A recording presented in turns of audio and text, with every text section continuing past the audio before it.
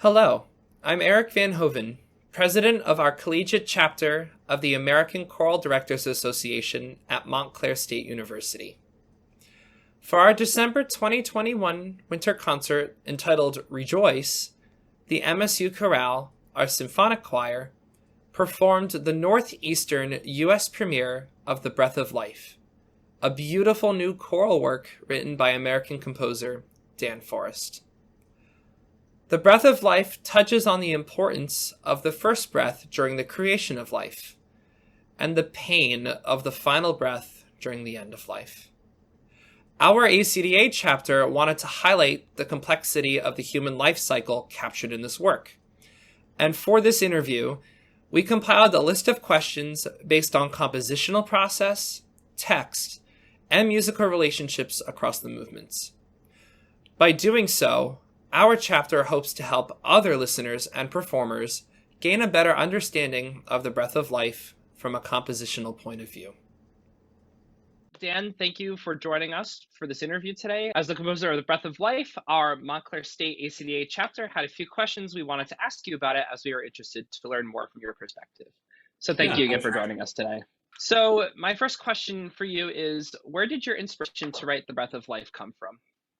That's what everybody wants to know, right? Like, where did it come from? Yeah, that's the hard part. First of all, Breath of Life was written before the pandemic. So a lot of people I mean, everyone now is hearing it in light of what went on in 2020 with the pandemic and with George Floyd, and these ideas of like the importance of breath and the beauty of breath, or even like themes of losing a parent from the second movement. Those themes speak really strongly now, and we hear them in that light. But this was actually written before all that happened. It was premiered just a few months before the pandemic hit. So there's almost this eerie way in which I thought I was kind of writing it one way, and then now I think it's going to be just heard in a different light. It was a commission work, so the commission was wide open. They didn't really have any parameters. They just wanted a piece. It was for a professional choir, or at least semi-pro. So I had some doors open there that maybe weren't open normally if I'm writing for a community choir or a church choir. I went back and checked my journals, and I have written at the top of when I started thinking about this piece that I wanted to do something completely opposite my Jubilate Deo, which you may or may not know, but it's very exuberant and kind of over the top and super joyful and probably almost overscored, like almost too many notes on the page. So I wanted to go the opposite direction. And I have in my journal there where I asked myself, can I write something where only a few notes deeply matter? Is the wording that was in there. So that gave rise to just thinner textures. I've loved minimalism for a long time, for decades, but I think only recently is it starting to show up more in my own work. So that influenced the sound world I was headed for.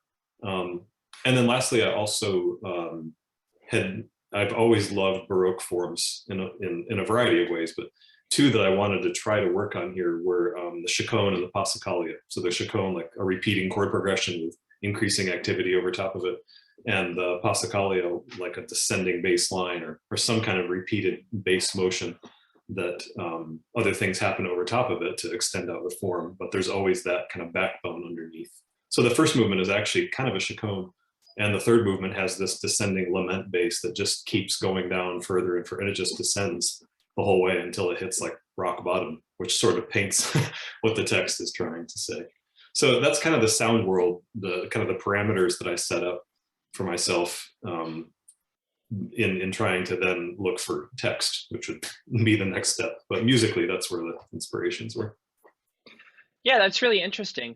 So, alongside what makes choral music so unique is that we also have that element of text as well that gets incorporated into the music. So a lot of the text you use in The Breath of Life comes from different sources. You have some from scripture, and there's also 3 from poets from completely different historical periods and countries. So could you describe maybe how you found these texts, and how did that arc that you created throughout the whole work connect them together? Was that already in your mind, or did you do that through research? Yeah, that's a great question. it really is a lot of give and take and evolution, rather than just like, I imagine this vision and then I proceed to make it happen. Like up front, there's so much back and forth between what is my vision and can I find the texts that I need to create that vision. And then sometimes I find a text and that adjusts the vision, or I have a different kind of vision for it, and then I go looking for different texts. So there's really a long process of trying to hone in on exactly what this piece is trying to be. And I feel like at some point the piece takes on a life of its own, and I have to listen to where it's trying to head more than it's not so much that I'm just like pulling all the strings, but like at some point I become the puppet on the end of the strings, if the piece is a good one, and it starts to set up its own expectations and demands and where it's trying to go. And I just have to listen to that and follow it in the right direction sometimes. Originally, I was trying to write a work based on time rather than breath. I have in my journals, I had to go back and look to prepare for this because this is like my least performed major work. It was written right before the pandemic hit. And so I haven't heard it, and I haven't presented about it much either. I actually had to prepare for this. Like, what was it that I wrote there? Anyway, so in my journals originally, it was about time, kind of working from future anticipation back to present reality, back to like retrospective memories, and then trying to sum it all up. But I didn't find texts that worked for that. Then as it evolves in my journal, there's a place where I was looking to write a piece based on the time of life, or something like a life cycle. So instead of just time, it was like working through life, not just time. Right. I had some kind of things that I mapped out for that, but those didn't work either. The thing that really turned it was finding the text for the second movement, first breath, last breath. Once I found that, I had to use it. And so the whole thing turned more towards breath as a metaphor for life, as opposed to specifically talking about time or life, where that's the point at which it turned to breath. So the life cycle is still there, the idea of creation, coming to life and flourishing, and then the loss of life, despairing of the loss of joy, or even the loss of breath itself. And then the epilogue reminding us that love makes life and even loss worthwhile. The first breath, last breath text, that's the second movement, was one of the most difficult texts to get permission for that I've ever encountered. I found it online and was just blown away by it. Thought it was one of the most poignantly written texts I'd ever seen. And sometimes I find a great poem, but it doesn't really sing to me. But that one was just singing off the page at me. And I so wanted to set it to music. But obviously I have to get permission to do that. I can't just take poems and go do my thing and get performances and publish it. So I checked the poet's website, whose name was Antler. It's his pseudonym. So I found an Antler website, and it was completely dead. And I sent a message through the website and got absolutely no response. I found a couple publishers who had published his poetry, but they didn't have any other contact information and sent me to the same dead website. I found a video of him reading his own poetry online, but that, and the people that sponsored that, and that video had no contact info for him either. I finally found his real name, which is okay to share. It's not like he's trying to hide it, which is Brad Burdick. And once I found that, that also mentioned that he spent like 3 or 4 months every year living completely off the grid. And I'm like, I need to get permission for this piece, and I have deadlines coming. So I literally used whitepages.com to look up a Brad Burdick who would be in the estimated age range that I guessed, who lived in Milwaukee, because that article said he lived in Milwaukee by a stretch of the Milwaukee River.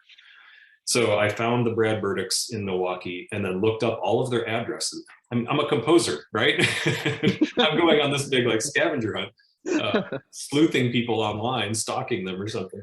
And so I found a Brad Burdick who was the right age, who lived by a stretch of the Milwaukee River, found a phone number for that address, called it, got no answer, but when it went to voicemail, it was the voice from the video that I had seen. So like, that's how I knew I had found the right guy, was just matching his answering machine, literally like physical answering machine, the recording on there to the video that I had heard. Still got no call back. tried a few more times. I was like only a month and a half away from this piece, the whole work being due at that point.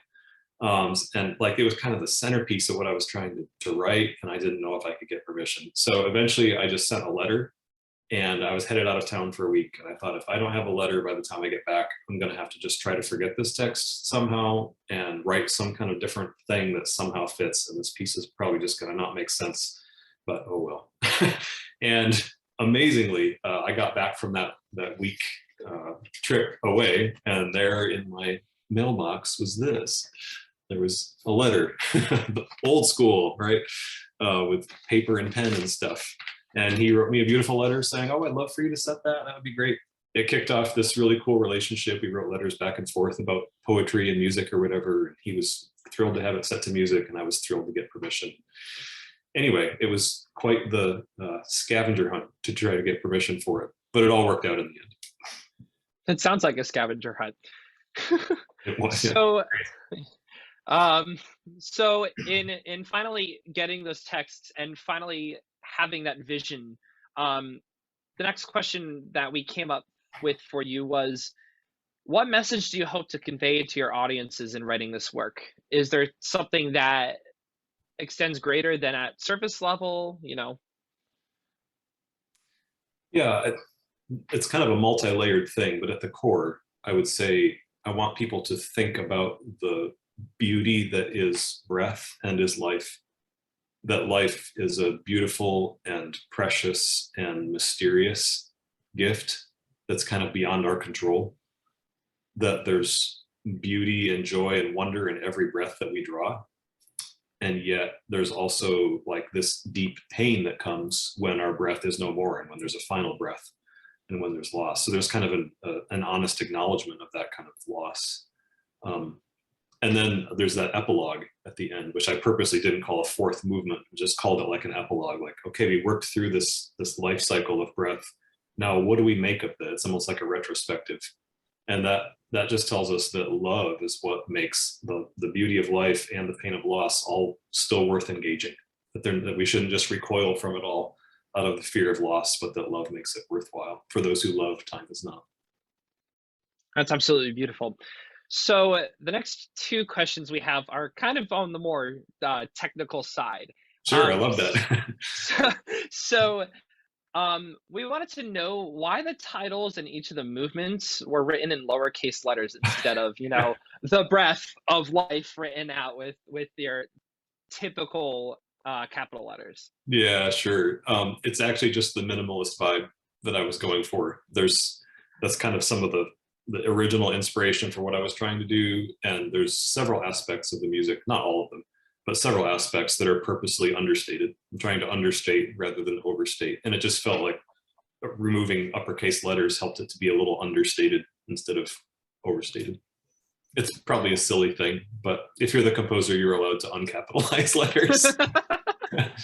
There are places that like won't format it otherwise. Like when I put it on like digital audio platforms, like they always capitalize it anyway. You can't undo it. So there are places where it shows up wrong, but most of the time I'm just trying to understate a little bit. Gotcha. So in recognition of that also, as musicians, keys are obviously very important for us to observe, you know, when either we're singing or playing instruments. So we wanted to know if there is any like landscaping or arc with the key relationships across movements. And one question specifically is, why is the epilogue written in G sharp minor? Like, what is wrong with you, Dan? Yeah, I think really hard about key relationships in a major work, primarily because I don't want any of my major works to just feel like I wrote like 3 or 5 or 7 or whatever different movements or different pieces and then just glued them together and said, okay, here's your major work. You know, I want it to be unified as a whole. People will often ask like, what's your favorite movement of these? And honestly, that presumes that they're separable. And I am often trying to avoid that kind of thing. I want it to all hold together. So I think that little bit of space in between movements where you've just finished one movement and you know something new is about to start, that is really important to me in terms of how this holds together, both in like pacing, and in terms of like what note we hear next after the previous thing ended. You know, we're so programmed that like we hear silence and then applause starts because that's the end of a thing. You know, often in these major works, conductors have to try to hold their gesture to make sure that people don't just like, okay, that's done. It's intuitive, it's Pavlovian, we're stuck in that system. But I'm trying to do what I can to get people to absorb the whole. So in terms of key relationships, between movement 1 and movement 2, movement 1 I think ends in D flat, and then 2 starts in A flat, which just brightens up a little bit. There's a brighter turn that happens, but yet there's still like common tones between them. It feels like it belongs. Going from 2 into 3, they're purposely marked attacca, like no space at all. 2 ends, there's kind of that ethereal electronic sound that's going on, and then the first notes of 3 emerge from it. There's no break at all. 3 ends on F minor, and of course one of the notes of that chord is A flat, which then gets reinterpreted as G sharp for the last movement. So that it's just a common tone between those 2 movements that hopefully enables some continuity. I want movement 3 to sound like the emotional response to what happened in movement 2, and I want movement 4 then to sound like the epilogue of the retrospective look at everything that's come up until then. So when those bells begin to toll at the beginning of 4, I want it to feel like the memory of all that 1 through 3 is still fresh in our head, and then kind of off in the distance emerges from what we've just been through.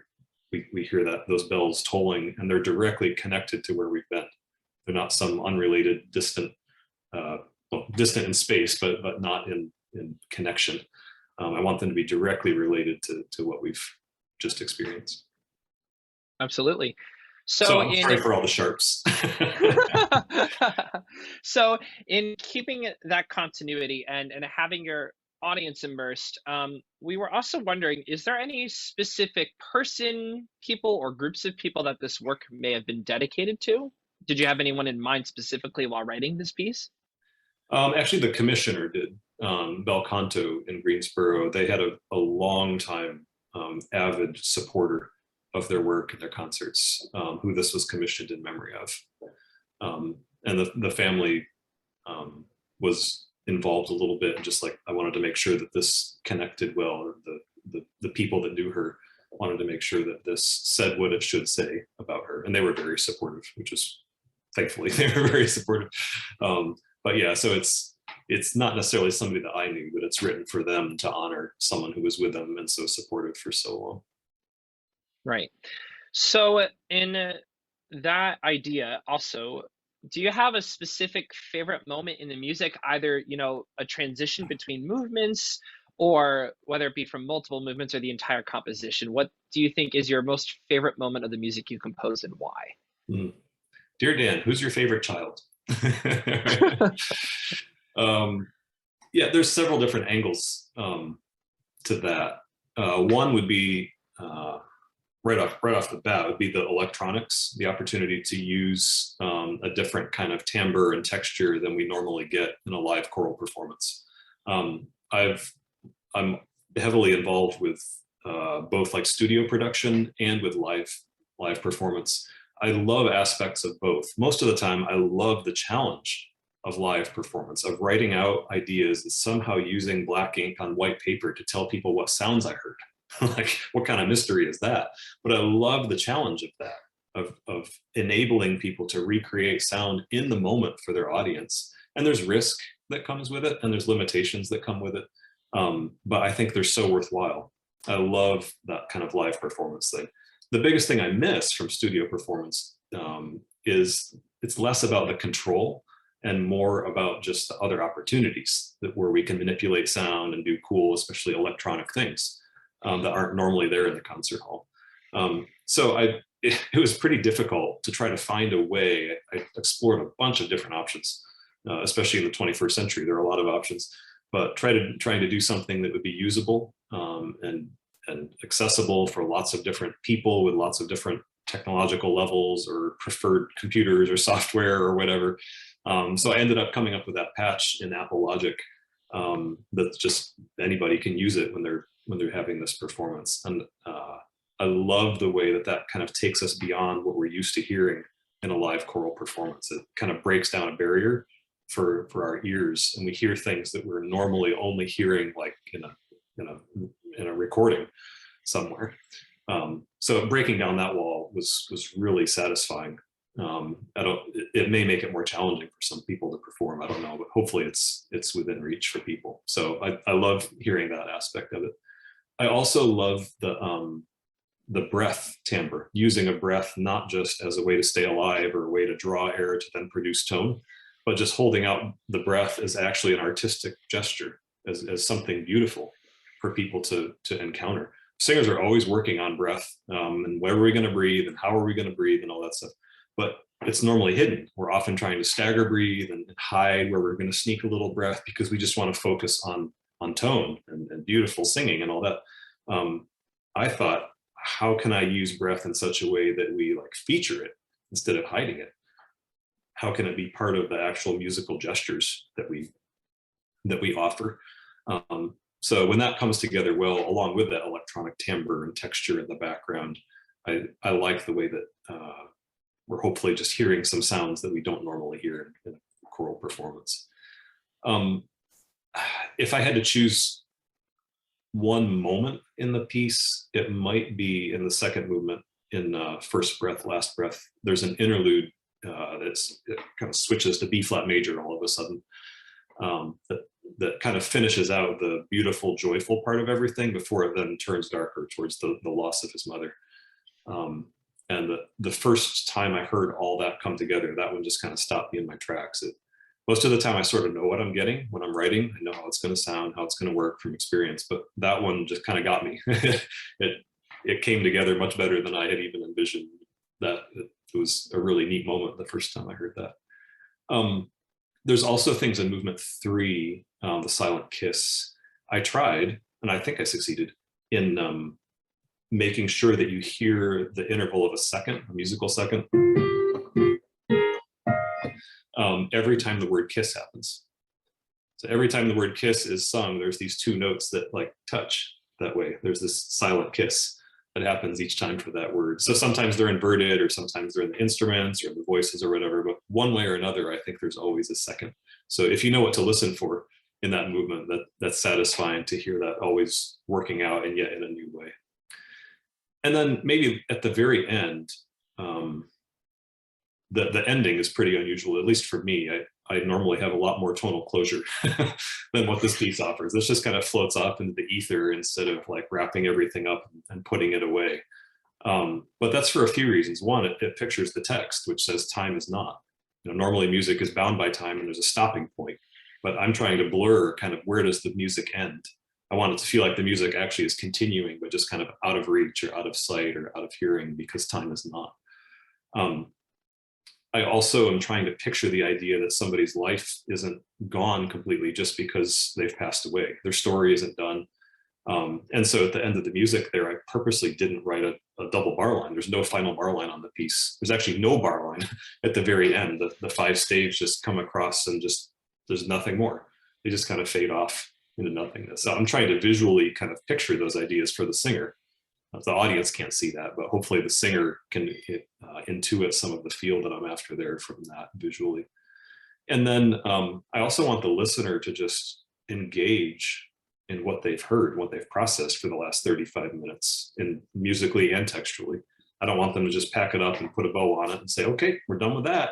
I want it to just disappear so that they're forced to wrestle with what it is they just heard and what it means for them. I want them to have to engage in the meaning and the impact there, rather than just saying, okay, that's it, So that little space at the very end where the electronics, the person playing the keyboard actually lifts one finger at a time to just gradually subtract one note at a time until all that's left is one note, and then that note fades away. And there's a breath, we hear one more, and then it's not. That little moment of quiet where the audience is just absorbing all that and hopefully processing it a little bit. That's one of my favorite moments. Even though there's almost nothing going on, I hope that the weight of it that we feel really settles in. Absolutely. So in that, singers are also obviously immersed because we're also, instead of the listening end, we're also on the performing and as well as the hearing end directly just from inside the choir. Mhm. So I won't get offended if you don't say tenor to the answer to this question, but I want to know, what is your favorite voice part to write for and It's another who's your favorite child question. why? Yeah, honestly, I love what all voices contribute, and I really try hard to be an equal opportunity employer for all the voice parts. So it's less that I have a favorite voice part to write for, and more that I try really hard not to have one that I treat less than the others. And frankly, that's usually the altos that get stuck with that. We have this alto syndrome thing that happens when pianists play chords with their right hand and the melody's here, and then the second chord tone or whatever is just down below that, and the altos get stuck with whatever the second or third finger was going to play in the pianist's hands. And so their line goes na na na na na na na na na na na na na na na na, and their lines are just terrible because they just didn't get enough attention. So I try really hard to be an equal opportunity employer for basses and tenors, not just the sopranos, and especially the altos, so they don't get stuck with that alto syndrome. I consider it really high praise if an alto comes to me after a performance and says, "I loved singing this piece." Hopefully, I gave them some stuff that made it satisfying and worthwhile for them. Absolutely, absolutely. So you have previously mentioned this being a commissioned work. So the next question we did have was, did you have any specific group in mind to also perform this piece while you were composing it? If so, why? So I'm wondering if maybe we could even look at this at the angle of specific age group perhaps, or is it just anyone willing to perform the work? Yeah, it's not really limited by age. It would just be whoever is able to engage there's a lot of breath required. There's a lot of air for the singers. You've sung it, I do a lot of writing for volunteer choirs, for like community choirs or church choirs. This was for a little more trained choir. So it is, I think, a little bit more difficult than the other major works that I've written. But I did try to write it in such a way that it would still be within reach of a good community choir. It didn't require a super high level choir to be performed. And I did have more like university type choirs or semi-professional choirs in mind. So MSU doing it is a good example of that happening, for which I'm thankful. Thank you very much. And so our final question for today is, after all of the work you put in finding text, setting music, and all the thoughts that went into this process, who was the first person you showed the finished work to, and what was their reaction? It's always my wife. She's always the first. She's educated and has a very discerning ear, but she doesn't overthink it like I do. She hasn't been up so close to it for a year like I had been. So she can be objective and fair. And I really value her opinions a lot, and that they're really helpful in saying, like, you kind of lost me there, or that's really good, don't change that, so she always hears it first. And she's able to be honest if something's not great. And she heard it and she cried a lot, which was a good sign based on what I was trying to say with those texts. Yeah, I think from a service level, when you first hear the work, you don't truly understand the meaning of it until you're both in the audience in person, and as well as even performing it, you get a huge different perspective. So I'm really looking forward to hearing future performances of this work, as well as we start coming back from a time of isolation. So I just want to say, on behalf of our choir as well as the student ACDA chapter, thank you for letting us perform this work and giving us the opportunity to interact with this work, which is just so much bigger than we could have ever imagined to begin with. Well, and thank you. Yeah, sorry, go ahead. You're very, very welcome. The nature of what I do requires that I need conductors and performers, in fact, significant groups of them, to bring back to life ideas that I just kind of pin like a butterfly on paper. There's no life there unless somebody else takes that vision and recreates it for their audience. I'm dependent on that. So I thank you guys for all the work that you put into making this happen. And it should be noted, there's a YouTube video and the album is coming out shortly on Spotify and Apple Music as well, so people can hear what you did. Yeah, the video performance is on the John J. Cali School of Music YouTube, which could just be searched up right on the website. So thank you again for joining me today. I really appreciate your insight and your answers to the questions we had. My pleasure, Eric. Thank you.